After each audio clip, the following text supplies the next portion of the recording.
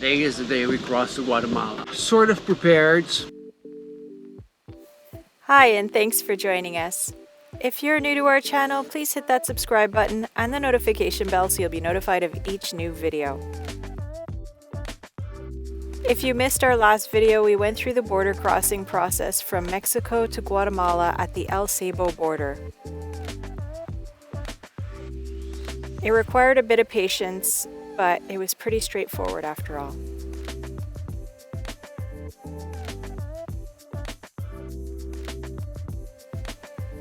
In this video, we start our Guatemala adventures in the lake town of Flores and secure a spot right on the water. We then take you on a coffee tour in Chicoj, Guatemala.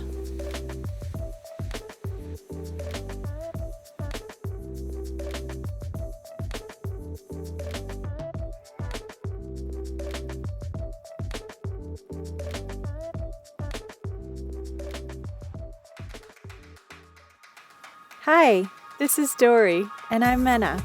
We travel with our lovely dog Fiona to discover the most beautiful locations, and our goal is to share with you what it's like to live as a nomad. Thanks for watching, and welcome to our channel.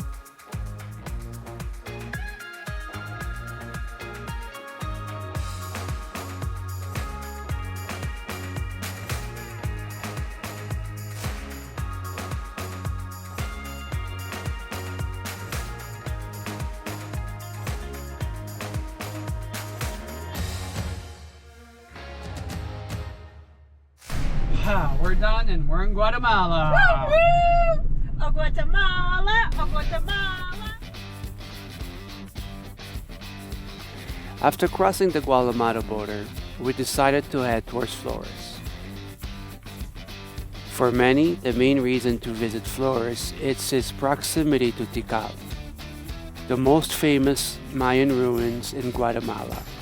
We didn't have the chance to visit because it was not pet friendly. But the city itself is a wonder, and we took advantage to get some stuff done.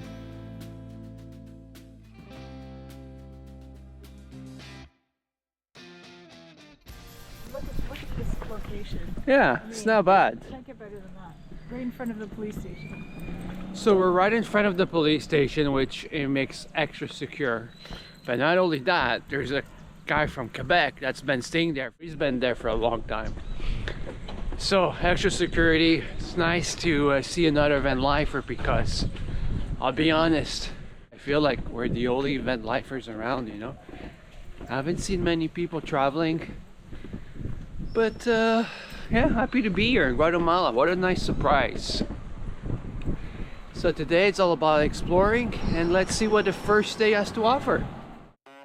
We decided to go explore the little islands in Lake Plantation.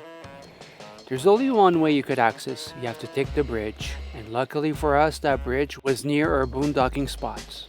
Isla de Flores is a nice little spot. We did enjoy it. It was a nice walk.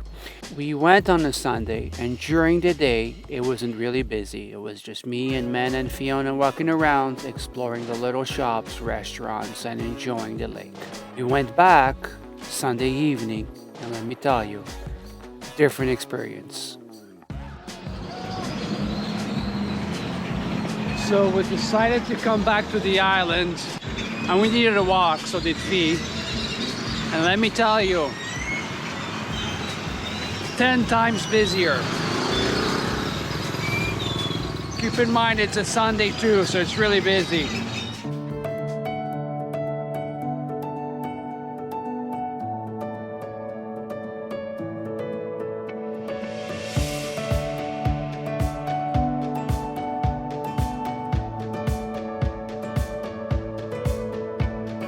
Sometimes you get something good and you don't know why. Sometimes it all comes together, you know it's right. A feeling like this never gets old. Whatever I do, I won't let. Okay. Flores is a great place to get shit done. It's near the El Sabo border, You can get your Claro SIM card. You can walk around the little island, check out the church, check out Sunset. You can load up on some groceries. You can, what else do we have to do? Oh yeah, insurance. Todo Riesgo.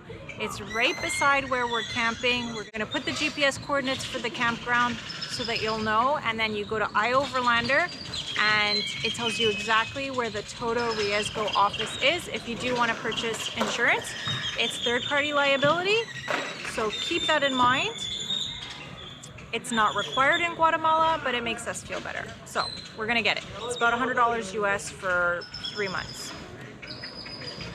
Yeah, so let's go see the sunset.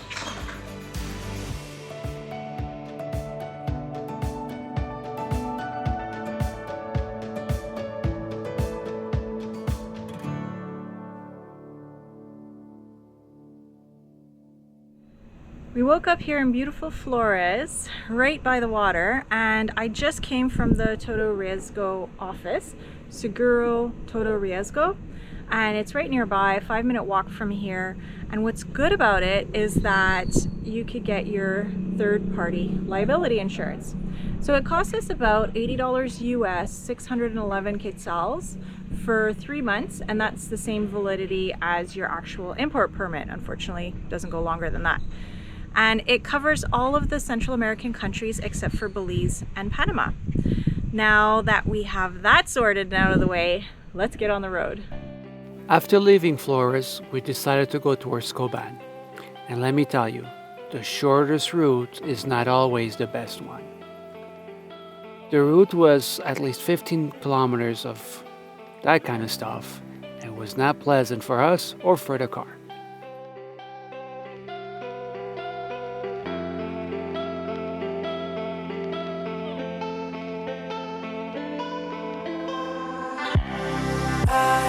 Floating out to sea. Time will take it all from me. Don't know where the wind will take me now, but we'll see. But we'll see. I am searching endlessly. Am I where I want to be? Don't know where this road will take me now, but we'll see. But we'll see. I guess we will see.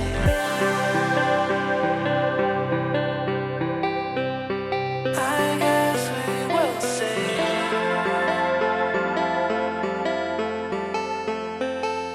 Won't you show me?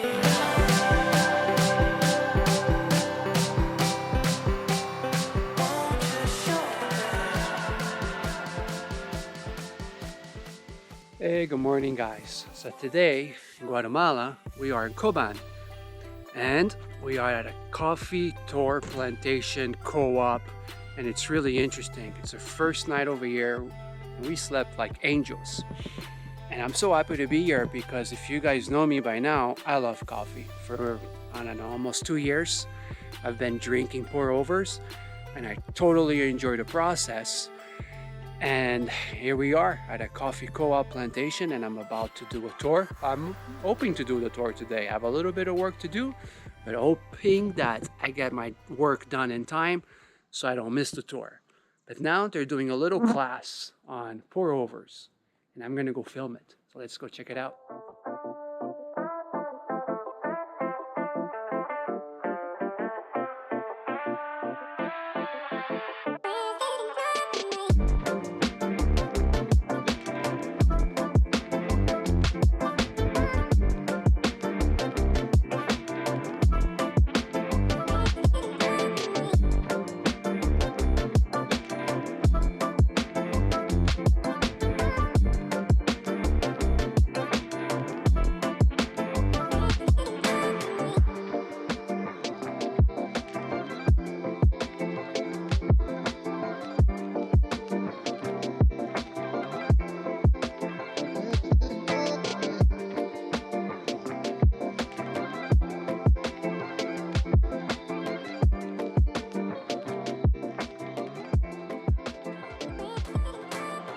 Now we're gonna go on the tour. So I'm so psyched. I'm so happy about this.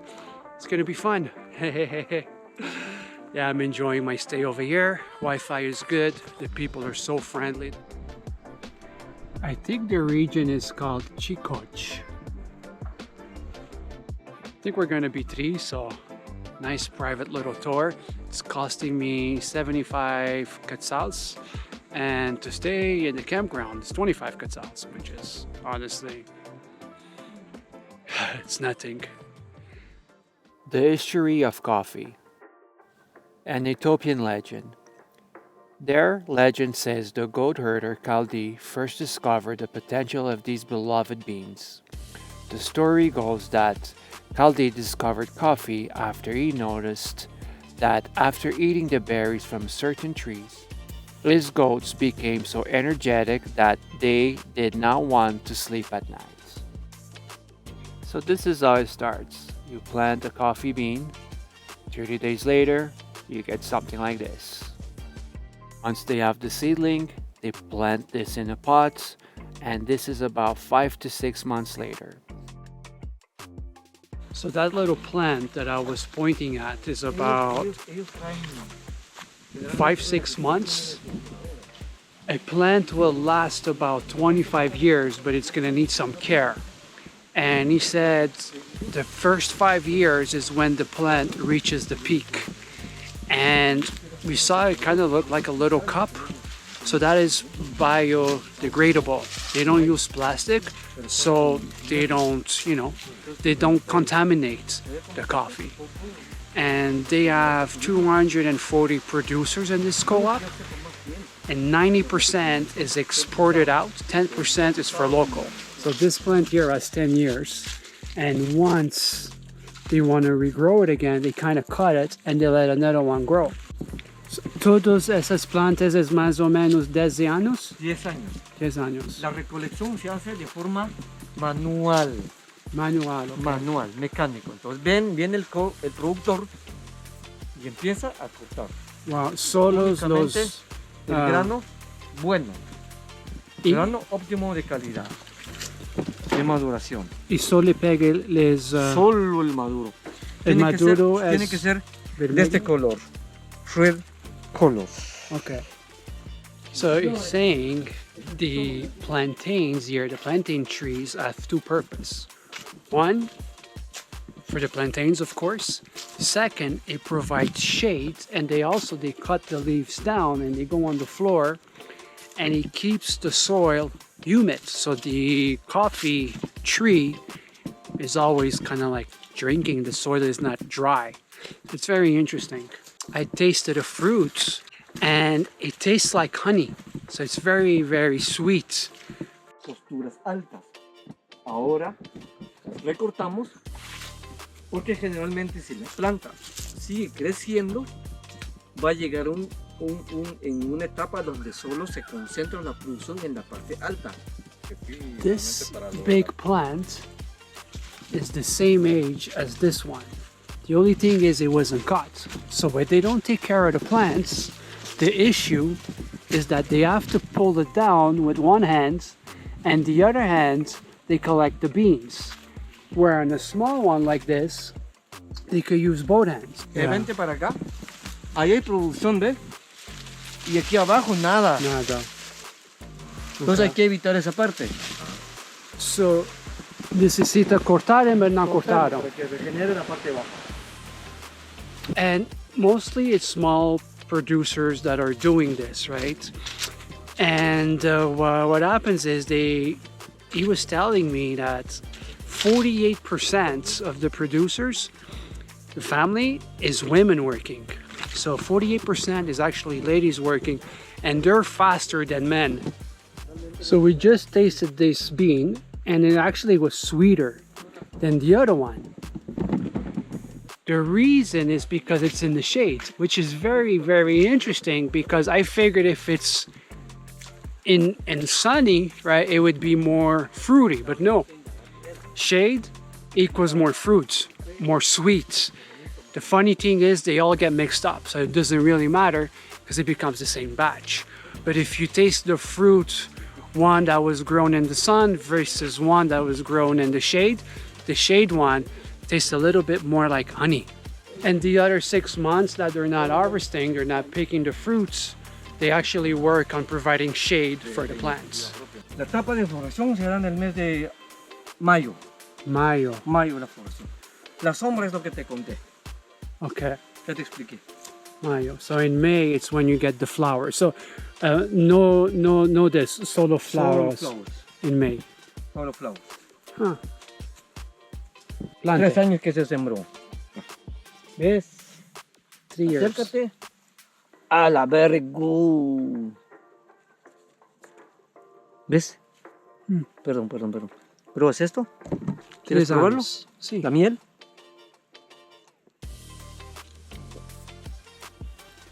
Debe ser este color. Debe ser este color. Este es más oscuro todavía. ¿Tiene Ok. buena miel? Tiene la más Está mejor allá. Porque está en sombra. en sombra. Esta no. Ahora ya creíste en la teoría que te conté. Sí. Another cool fact about these plants is that they don't need bees to pollinize. Apparently, it's just the way they are. I'm not sure he was saying that it's male, female. I'm not sure. I didn't really get that part, but they don't need the bees. So that's pretty interesting. Este es el café típico para Europa y Estados Unidos. Y así les vendemos la materia prima. El trabajo del productor aquí termina. Lo que vimos en campo. El productor lleva su café y le entrega a la cooperativa. I guess these are the sun-dry ones, but it's just the pulp I see. Another in here.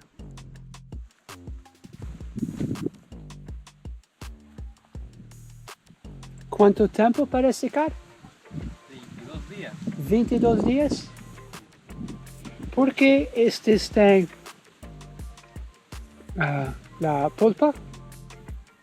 Porque es un tratamiento diferente. Ok. Este tratamiento se le llama fermentación. Oh, questo es fermentación. Ajá. Questo es no fermentación? Y en fermentación, pero con pulpa. Con pulpa. Ajá. Porque el miel está dentro. Ajá. Para distinguir qué sabor tiene este y este. Ok. Questo es para Asia y questo es para... Ok. Interesante. ¿Es el mismo tiempo para secar?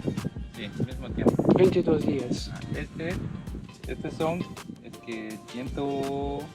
107 horas de fermentación. ¿Cuántos? 107 horas de fermentación. 107. Ajá. 107 horas. Ok. Ajá. Y este es 120. 120. Ok. Y si... Este es recién sacado, mira. Es muy diferente. Hoy se tendió al sol. Ok. Interesante. Ajá. Esta es una fermentación natural. Natural. Sin nada. Este tiene microorganismos como la levadura. Oh, ya. Pero questo no tiene levadura. Este no tiene nada. Es un proceso natural. ¿Questo fue lavado? No, No. No. No son lavados. no son lavados. Ok, directo de la planta y aquí. Así es. Ok. Después del secado sí se va a lavar. Oh, después de secado lavado. Sí, Ah. ya. Después de secado lavado, después tostado para probar. Ok, entiendo. Ajá. Ah, muy bueno. Gracias. For North America, they remove the pulp, they throw it out, and then they dry it out. They could dry it in these greenhouses, like plastic houses that they have, and it takes about 15 days. Or they could sun dry it, and apparently it's maybe 2-3 days. Big difference. He's telling me that he prefers the taste when it's sun dried in the greenhouses. The other thing is, if it's coffee that's going to be exported to Asia, they don't even remove the pulp.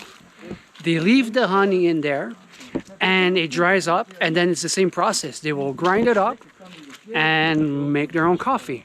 Never in my life I tasted coffee natural like that. So he says he has, and I'm anxious to go taste it. On another note, your dark roast and your medium roast, they don't do light roast, they use medium roast over here. The dark roasts are sold to like McDonald's, like these chains like Starbucks. It's people that don't really want to taste the notes on the coffee, right? Because they're gonna add sugars, they're gonna add syrups, milk, creams, a bunch of stuff. So you don't really looking for notes. Dark roast is to hide the imperfection. So they're gonna use beans that are ugly and crooked and broken and, you know, you name it. So those are for your coffee mixes. So when you want to add all these syrups to it. When you want to drink like a pour over, it's because you want to taste your notes. And you're going to taste your apricots, you're going to taste your vanilla, you're going to taste all that. So it's going to be a medium light roast. And yeah, if you guys drink coffee, especially those who drink a lot of black coffee, I really recommend you try a pour over. A pour over, go on your medium roasts, your light roasts, and experiment, try. There's a lot of YouTube videos on that could explain how you make it, the process, and so on. You could easily pick up a set on like Facebook Marketplace. It won't cost you that much, under $30, easy. And while you're traveling, you're gonna have access to this crazy amazing coffee beans, and every barista that I've met, they're so passionate about it and they love to talk about this craft. It's going to change your coffee world in a way that you didn't think, you know. I used to love my cappuccinos, my Americanos, you know, but once I got into pour over, just the process and the different notes and going from coffee to coffee, it's amazing, you know. You'd be amazed how you start to pick up those notes the more you drink. And we all drink coffee, so I dare you to try it. I really hope you guys enjoyed this video. I certainly did. I'm very grateful for you liking our video, and I'll catch you on the next one.